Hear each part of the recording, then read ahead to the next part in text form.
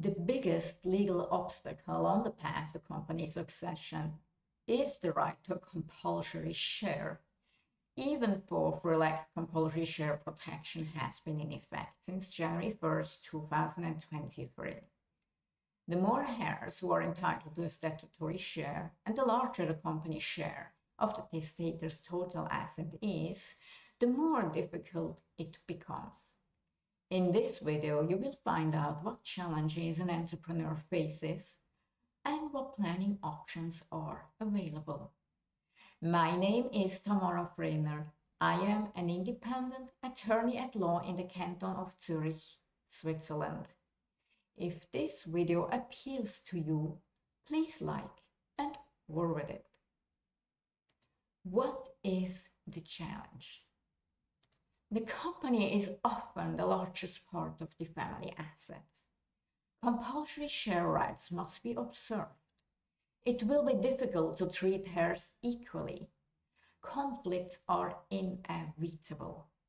The handover to a successor leads to significant compensation payments to the other heirs. There is often a lack of financial resources to settle compulsory portion and compensation claims. If the heirs disagree and there is a lack of liquidity, the company must be liquidated or sold to third parties and the proceeds split among the heirs. This is certainly you would like to avoid. A testator can dispose of his assets in whole or in part within the limits of the right to dispose of his property. Among other things, the compulsory portion of spouses and descendants should be considered. Thus, the available quota may become relatively small. The first part of the inheritance law revision came into force on January 1st, 2023. The rules of forced heirship were mitigated, providing more flexibility. The statutory share of the offspring was reduced from 3/4 to 1/2.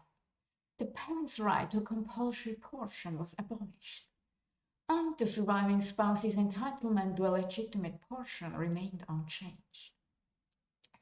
In the context of pending divorce proceedings, the claim to a compulsory portion may lapse under certain circumstances. Thanks to the new inheritance law, the disposable part of an asset increases. An entrepreneur can therefore always, at minimum, freely dispose of half of his estate assets. This can facilitate transfers of family businesses. However, the compulsory portion claims are generally due immediately under current law. This can often lead to a liquidity bottleneck when taking over companies. The statutory share is calculated on the net asset of the estate at the time of death.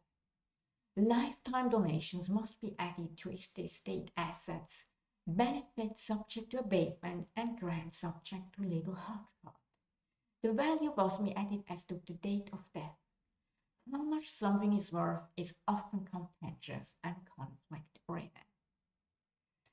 Assets attributable to the compulsory legal share must be unencumbered, unconditional, and easy sellable. According to the biennaise non-negotiable doctrine, in principle, no minority interest may be allocated. This is the opinion of the prevailing doctrine in Switzerland. As an entrepreneur, you certainly ask yourself what planning options are available to overcome the hurdle of forced heirship law.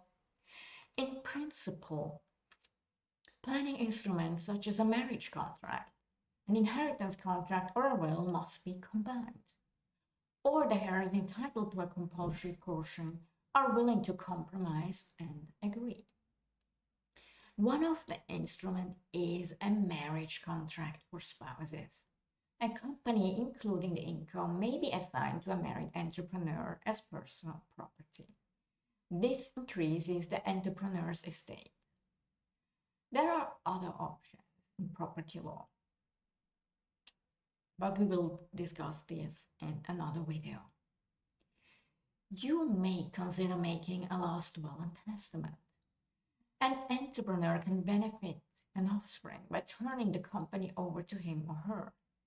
An entrepreneur may give his or her heirs instruction concerning the division. An entrepreneur may set an advantageous accepted value. If there are no instructions concerning the division, there is a risk that the business operations will be limited because of legal proceedings. An entrepreneur may appoint an executor so that the company continues in an undivided state. Another instrument to consider is a binding inheritance contract. The company may be the main asset. Of course, there are no further other assets to distribute. A testator may appoint a business successor as heir or the legatee.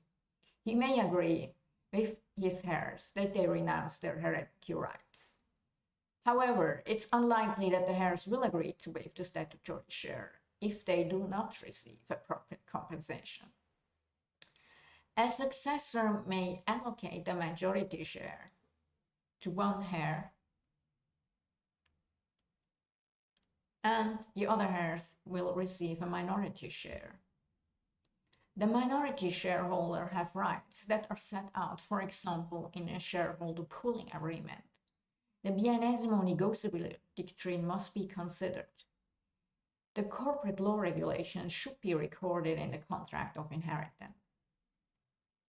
So what is the conclusion to draw? It is essential to start early. Plan involving all heirs. Otherwise, the company's succession is at risk. So, what is your personal situation? Please note down the answers to the following questions. Is the company the main asset, or are there other significant assets? Are there any joint descendants or other offspring from another relationship? And for married entrepreneurs, is the company owned or acquired during marriage? Is there a marriage contract? And do you have a business will? Give me a call to discuss your situation. And please follow me on social media, be it YouTube, LinkedIn, or Facebook. Thank you.